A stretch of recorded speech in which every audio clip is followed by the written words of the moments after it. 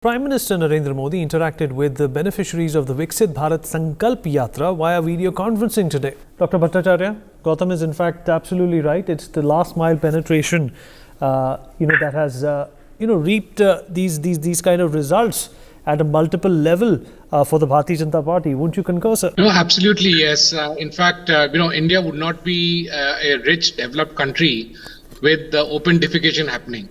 What this government has done is made sure that there is no open defecation, not by passing a law which bans it, but providing toilets to everybody.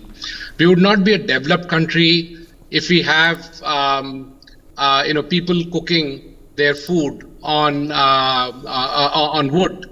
If 1.4 billion people grow and then they are cooking their food on wood, we will lose all our forests. So the cooking gas scheme was rolled out. Similarly, schemes for girls, schemes for women, schemes which actually brings up the way we live. So it's not just being rich. There are many countries out there which are rich, but they're not developed in that sense. If you look at the Swachh Bharat scheme, from a nation which took it in their stride that we can stay dirty, to a nation which now has woken up to say, yes, we'll be clean. So also, please do keep in mind that we may be a rich country, and in a few years' time, we'll be the third richest economy in the world, but we'll be a rich country of poor people. What this government is trying to do is make it a rich country of rich people, and it's these are great stepping stones that we're moving towards, which then ensures not only are we rich, but we're also developed, which is a different dimension from just being rich.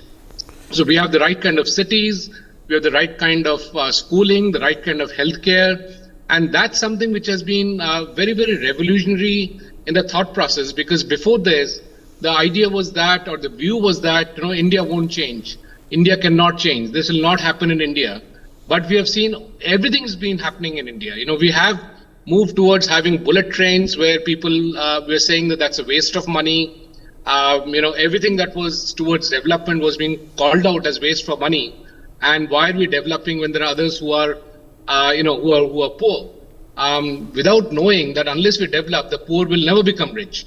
And therefore, the two are very, very interlinked. And it takes a huge amount of political willpower to say that I will put in money which is important for the country, rather than pander to the exigencies of democracy, which says that give freebies to the poor and then you will get elected. And the poor will become poorer because there's no such thing as freebies. At the end of the day, it's the poor who are providing the tax, which is then been distributed freely, and they will sink deeper into poverty. We have been able to break out of that very vicious cycle and have now been able to develop in a manner which is sustainable. Mr. Bhattacharya, quickly, 30 seconds to Ambassador Kapur and Mr. Bhattacharya. We've run out of time.